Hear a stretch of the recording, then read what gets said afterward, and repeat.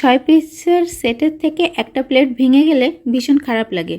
আর এর দুঃখ শুধু আমরা গৃহিণীরাই উপলব্ধি করতে পারি। আসসালামু আলাইকুম, কেমন আছেন সবাই? আশা করি অনেক অনেক ভালো আছেন। আমিও আলহামদুলিল্লাহ বেশ ভালো আছি। আজ সকালেই হাত থেকে পড়ে এই সুন্দর প্লেটটা ভেঙে গেল।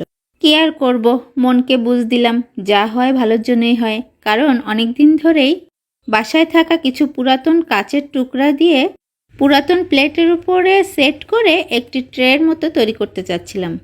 তো কাজে নেমে পড়লাম। প্রথমে আঠা দিয়ে প্লেটটাকে সেট করে কাচের টুকরাগুলি আরেকটি আঠা দিয়ে প্লেটের উপরে সেট করে রেখে দিলাম ভালোভাবে শুকানোর জন্য। যেহেতু এটি সিরামিকের একটি ভাঙা প্লেট, এটি দিয়ে আমি ওয়ালে ঝুলানোর জন্য কোনো কিছুই তৈরি করতে চাচ্ছিলাম না, কারণ এর নিজস্ব একটা অনেক ওজন আছে। তাই এটাই আমার কাছে বেস্ট আইডিয়া মনে হলো। এবার আমি খানিকটা হোয়াইট সিমেন্ট নিয়ে নিলাম আর পানি দিয়ে সেটা ভালোভাবে গুলে নিলাম। তবে আমি এখানে বেশ বড় একটা ভুল করে ফেলেছি। আমি ভেবেছিলাম হোয়াইট সিমেন্টের সাথে সাদা কালার অ্যাড করে নেব, তাহলে সিমেন্টের কালারটা আরও উজ্জ্বল আসবে। কিন্তু আমি একেবারেই ভুলে গেছিলাম।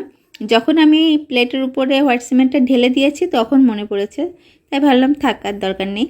এমনিতেই হোয়াইট সিমেন্ট সাদা, তবে এর সাথে কিছুটা অ্যাক্রিলিক সাদা কালার যদি আমি অ্যাড করতাম তাহলে জিনিসটা আরও সুন্দর হতো এবং উজ্জ্বল দেখা যেত।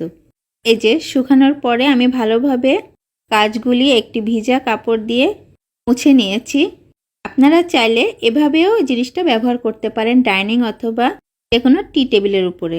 তবে আমি এই কাজগুলির পাশে অ্যাক্রিলিক কালার দিয়ে বর্ডার করে নিয়েছি। এতে হয়েছে কি, জিনিসটা আরও বেশি কালারফুল হয়েছে। তবে অনেকের পছন্দ নাও হতে পারে। বেশিরভাগ জায়গায় আমরা এ ধরনের কিছু দেখলে সেটা সাদার উপরেই দেখি। তবে পুরোপুরি সেট হওয়ার পরে আমার কাছে অতটা খারাপ লাগেনি, বেশ ইউনিক লেগেছে। এভাবে আপনারা ভেঙে যাওয়া প্লাস্টিক, সিরামিক, মেলামাইন যে কোনো প্লেট দিয়েই চমৎকার চমৎকার ক্রাফটের কাজগুলি, যেগুলি আপনার বাসাকে আরও সুন্দর করে তুলবে, তৈরি করে ফেলতে পারেন খুব সহজে। তাই কোনো কিছু ভেঙে গেলে এখন থেকে একদমই মন খারাপ করবেন না। একটু চিন্তা করবেন সময় নিয়ে যে কি করা যায় এটি দিয়ে। আর পুরাতন জিনিস যদি না ভেঙে যায় তাহলে নতুন জিনিস কিভাবে হবে? আমরা আসলে খুব সহজে পুরাতনের মায়ায় পড়ে যাই। একটু এদিক ওদিক হলে মন খারাপ করে বসে থাকি। এখন কিছু ভেঙে গেলে মন খারাপ করে বসে থাকলে তো জীবন চলবে না, বলেন? এটা নিয়ে নতুন কিছু গড়ার স্বপ্ন দেখতে হবে, এগিয়ে যেতে হবে নতুন উদ্যমে। আপনাদের কাছে কেমন লাগলো অবশ্যই জানাবেন। আর পরবর্তীতে কী ধরনের ভিডিও আপনারা দেখতে চান সেটাও আমাকে কমেন্টে জানাতে ভুলবেন না।